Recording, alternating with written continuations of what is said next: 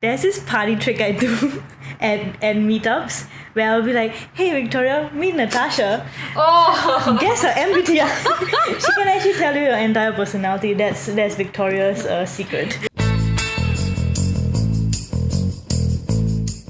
hello everyone. We are RegTech, the place for bites and banter. I'm Natasha, a software engineer, recently turned tech advisor. Saloni, software developer. And I'm Victoria, Solutions Engineer. And today we're going to be talking about MBTI and answering the question, are engineers mostly introverts? So we actually came up with this topic because we have a resident MBTI expert who will explain to us what MBTI is. So Victoria is actually the resident expert here. Yes, I am. So MBTI is basically Myers-Briggs Type Indicator. It stands for that.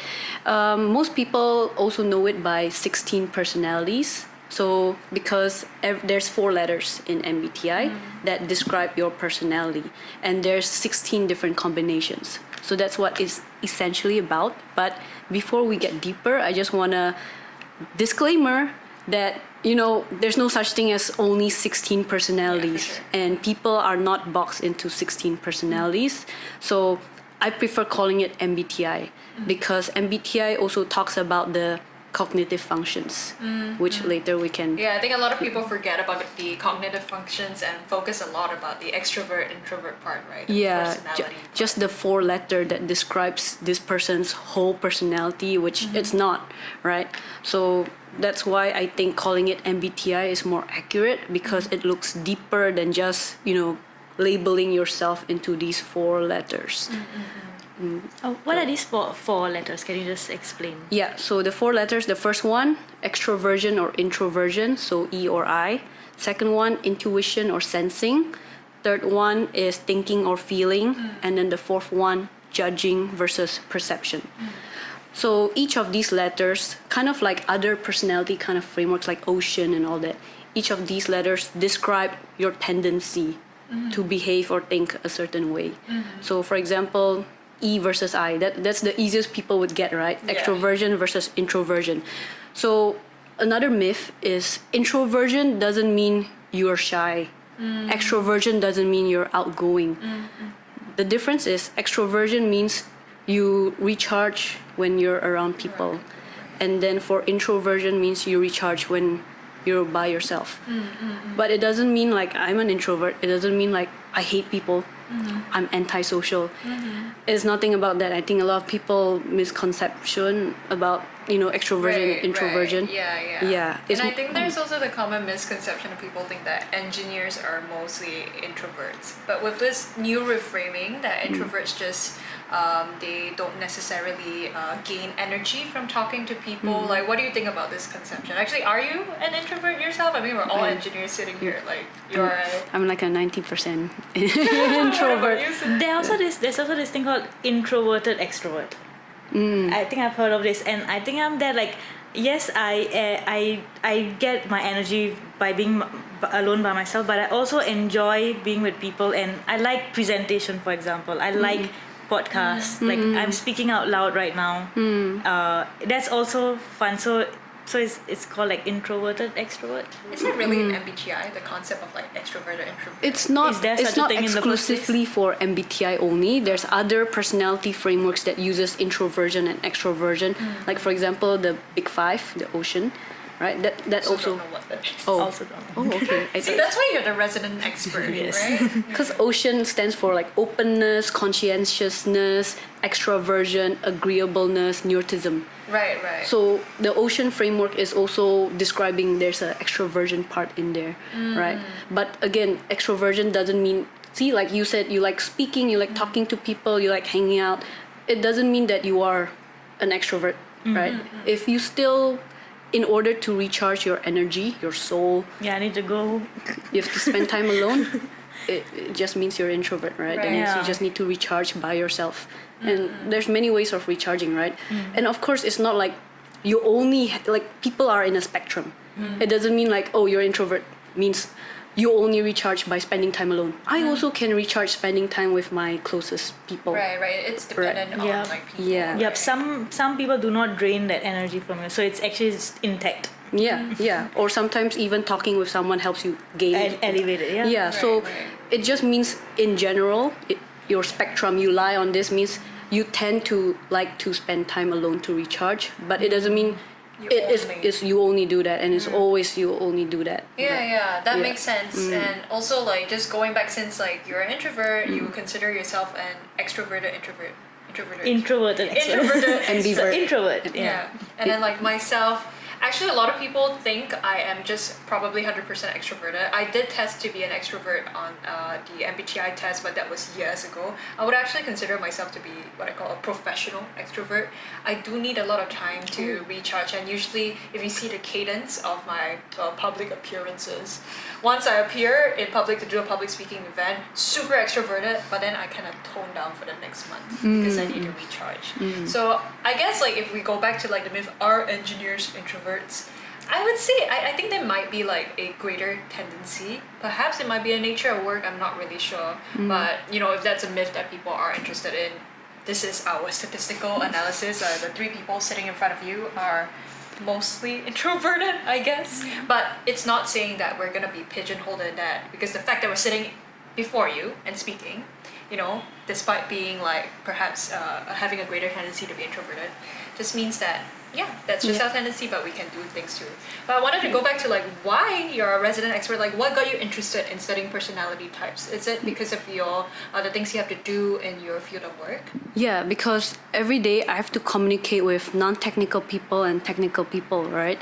And there's a huge difference, like statistically, like in terms of communication style when talking with non-technical and technical people. And I just find it easier if I know what is their MBTI, then I can cater my communication style to them. That way it's easier for them to understand what I'm saying, it's easier for me to convey what I'm saying, and it's easier for us to just, you know, two-way communication, because I would understand them, they would understand me, and so on. So I think I use MBTI as a framework, more like a guidance, not like a, you know, 100% boxing people into these, but more like, let's say this person is, they're more receptive and understanding if I appeal from the emotional side. Yeah. Right? Then I can start out my pitch being like, you know, talking about, feelings, humans, right? Or like even us. Feelings, humans. Versus robots. No feelings. Because some people are more, I am naturally more pivoted towards data, right? Yeah. Analytics, like I need to see like concrete data. But some of them, they might prefer like, what is the meaning behind this? What's the deeper meaning? Like in a broader perspective, like for the customers, for the users, right? They care more about that.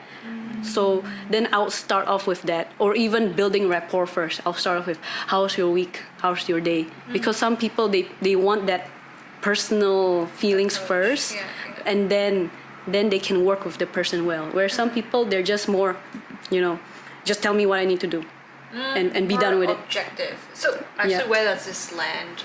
Is it the N or the? So again, it's not the letter itself; it's the cognitive functions. Okay, right. Like So as a whole, what it means, that personality. there's many. So again, it's very complicated. Yeah. It's like the cognitive function itself. So cognitive functions are things that describe how you process information and how you think through that information and how you communicate it. So for me, as an example, I am an INTJ. So what does that mean cognitive function wise is NI. So my first dominant function, NI, means I look at patterns. I observe people based on patterns and I look for deeper meaning. So let's say there's a movie, right? I would always think about, what's the underlying meaning or message of this movie? Do you search up the synopsis like after and then see Sometimes I'll look up like what is the symbolism or the meaning of certain motifs that I always see keep appearing in the movie, like certain symbolism. I wonder what does that mean? You know, like I'm curious to find out, like after I see patterns, like that's how I think. And then my second cognitive function, TE, extroverted thinking. So that led me to be more rational and logical than compared to like other people, because based on what I see, the patterns, the NI, after that I'll apply it with my logic, my TE. I'll apply it with like, okay, so how does this fit into the logic of this world, basically. So that's like my thought process usually. Yeah. It's like it can go very, very deep. So that's why, based on cognitive functions, it helps me structure how I should communicate to this person. It is part of my PE also. It's like I see this person has a certain tendency, so I look for patterns in this person's behavior and thought process, and then I use my TE to like logically come up with a solution to cater to this person. Right. For you, it's just like input output. Some people Basically a computer. that's why growing up people do describe me as robotic, right? Because that's how I process information, kind of like that. I've also received that feedback growing up. That am I robotic? But I'm not. I mean, not in your terms. Right. Maybe But there's maybe some different- thinking. maybe there's It's like different that. definitions. Yeah. Yeah. So that's how I essentially use MBTI as like a guidance to work in teams, communicate, resolve conflicts, even manage teams. But of course, that's not the only thing I look at, because again, you don't pigeonhole people. It's all in a spectrum. Right. They just Like have. it's a guide, right? It's a guide. It's a guide, and I guess it's a good starting point for people who are intimidated about working in teams. In one of the last episodes, you mentioned how AI is going to replace a lot of like the more functional bits of actually becoming a junior developer onwards. So we need to focus more on soft skills, including working in teams. Like, do you think like using MBTI as a guide? I know you have your own like opinions about it, right? Do you think using MBTI as a guide to work with teams might be a good framework to guide future developers coming in who are afraid that now I need to develop more of my soft skills? No, definitely. Like before I met Victoria, I wasn't very aware of these kind of things. But after I met her, after I saw her explain it multiple times, what exactly how she uses it, I also saw the benefit of it. Like for me, the main benefit was I suddenly became a bit more forgiving, because now I understand why certain people did certain things in a certain way. Right. And then also I use it more like convincing, like how would I convince this person to do something? They would naturally go towards, for example, show them some data like in the past these things happened, and then this is how we can approach it. And then to some people I would be like more, the customers would need to understand it this way, those kind of things. So in that way, I've been using it as well, very subtly, and definitely this is part of human interaction in teams and stuff. Yeah. Not just in teams, like not even at home. You With my use it family. on your I mean, I'm not an expert like her, but I can like tell subtle, like very easy categories of how they're thinking, right? And it helps to some extent. Yeah. If I read a bit deeper, I can actually use it to my benefit. I feel it feels like I'm a manipulator, but master puppeteer. but I mean, it does help to know where people are coming from, why are they saying certain things in a certain way, and how I can communicate with them in a more friendly manner that doesn't hurt anyone. Things like that. Yeah. No, actually, like now that you put it that way, I guess MBTI, whether or not you subscribe to it fully or not, it's just a reminder that people work differently. People have different perspectives. The fact that just a simple framework like MBTI puts people already into 16 different categories. Like basically in a team, you have to consider that every single person works and thinks very differently. And I think what you said about like it allows you to be more forgiving to people. It allows you to like take a different perspective. I think perhaps even if you don't believe in MBTI, that is the takeaway here. Yeah. That every time you come into work and you're delivering a certain suggestion and somebody comes back at you with a different one, it's not a personal attack. Oh, I have an example for this, using Victoria as an example. For example, if I ever was to share like something I'm feeling at work with Victoria or any problem that I have in my life, I cannot expect her to validate what I'm feeling. She would give solutions. So I could have been offended by like, why aren't you validating what I just said? Like, why aren't you saying that, yes, Saloni, that is a problem? But then, because now I know that's how she thinks. Right. So then she comes with solutions. So whenever I ask her, come to her for advice now, I know she's going to give me solutions. Right. So I'll only go to her if I want solutions. Right, not for So feelings. I wouldn't go to her if I want to get, am I correct to feel this way? I wouldn't get my answer from her. So I'll go to someone else for It's that not kind so of much of that. I validation. think like Victoria does try, right? I mean, so I know you are ISFJ, right? Yes. So I know that you need validation. Yes. I don't give validation for the sake of giving validation. Correct. So Which I respect. I only agree if I do see that it is something I agree. If I truly agree with it, because sorry. Exactly. Which is fine. It's because so now I understand. Sometimes I actually want solutions, and she's great at Yeah. that. So Yeah, exactly. I know how to like go to people for what I need, and I don't get offended or stuff. I mean, I don't think I was ever offended by Victoria, but someone else might be. I'm like, why are you validating me? Yeah. But yeah, so that's one kind of example of understanding people and getting the right things. Or Right. give and take. I think that's the biggest thing for me, empathy, right? Is because I think in a previous episode I mentioned I'm not so much empathy, I'm more like a sympathetic person because I cannot directly feel like it's like it's your feelings, Yes. not mine. How am I supposed to feel what you're feeling? Yeah, for sure. So I cannot directly empathize, and maybe like in my very early adolescence years it frustrates me because I cannot understand people as deeply as my other friends would, right? But understanding how the person thinks and why they feeling this way, it helps me at least have this little empathy, like at least it's like a mini empathy. Like I can understand them better, like I understand why Saloni's feeling like this, Right. and yeah. like that. So I think it what you're helps. basically saying is that like for some people, like empathy doesn't come as intuitively, like you mentioned, but it's not an excuse to be unempathetic.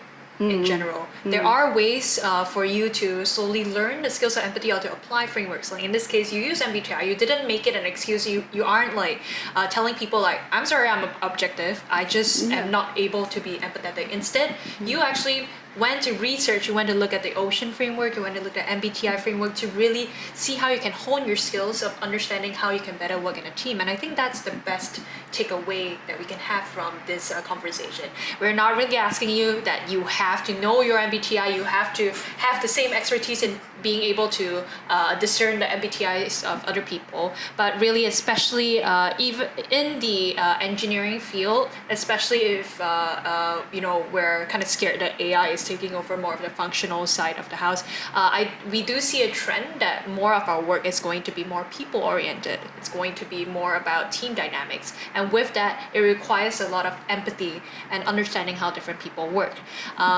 So you can use things like the MBTI framework to use it as a stepping stone to train yourself in learning how different people can work together and training yourself to be more empathetic so you can work better in a team. Yes. Yeah. And also I like to point out that MBTI is also a good way for building self-awareness.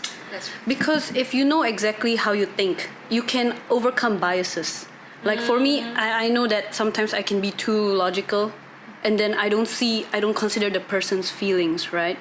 Then knowing that, next time if like I'm considering many factors, now I know that, okay, since last time I didn't consider people's feelings, now I have to take this into account. Like I'll pay more attention to my pitfalls and my weaknesses. So being Yes. self-aware. Like you're growing.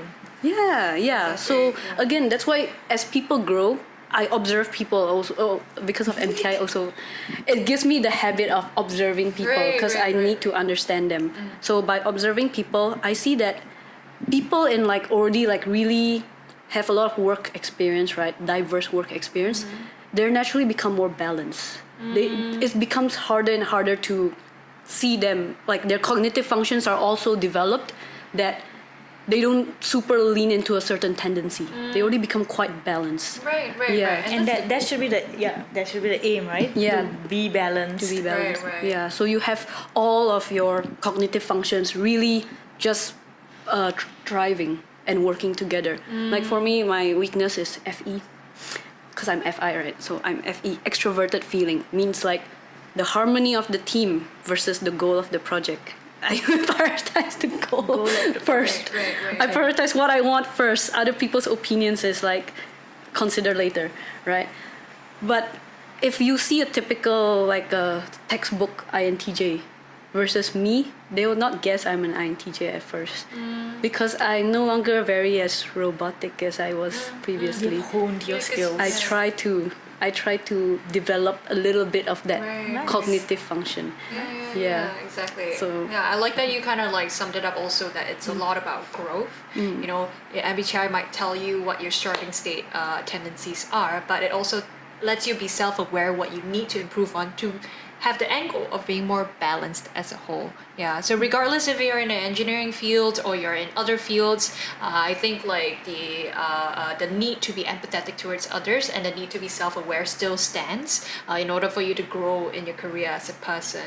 So yeah, this was our take on MBTI, how Victoria uses it in her day-to-day at work, and how, you know, we can also like take advice from her and also use it as well. So we hope this was helpful information for anyone who is looking for advice. How can I start off, being better at working in teams? Wait, I'd just like to add one more thing. Oh yeah. You can use this clip later. Oh yeah. There's this party trick I do at meetups where I'll be like, hey Victoria, meet Natasha. Oh. Guess her MBTI. She can actually tell you your entire personality. That's Victoria's secret. Yeah. I think we've tried it at a few hangouts. I do it at all the times whenever it gets awkward. Why is like, she your party I'm trick? like, guys, she can actually tell you who you are. No, Disclaimer: MBTI is not a party trick. and disclaimer, Just do it for Saloni. entertainment. Saloni always introduce me like, fun fact, this is my fun fact, is my friend can guess MBTI. So I'm her fun fact and I'm her party trick. She's my entertainer. Well, I guess if you want to use MBTI as a party trick, either bring Victoria or learn MBTI. No, but disclaimer is like, I need to observe It's the all person. for fun and stuff. Yeah, like, it's just for I do fun. give out that disclaimer. Yes. That she And needs to observe you for some time. yeah, like it's not like I immediately read your mind and like, oh, I know who. But at the end, she can tell you who you are. Yeah, leave your comments below. Wait, no, I don't think you can read anyone by pure comments alone. Okay, whatever. Tell us what you thought about this episode. And as always, remember to like, follow, and subscribe. Bye!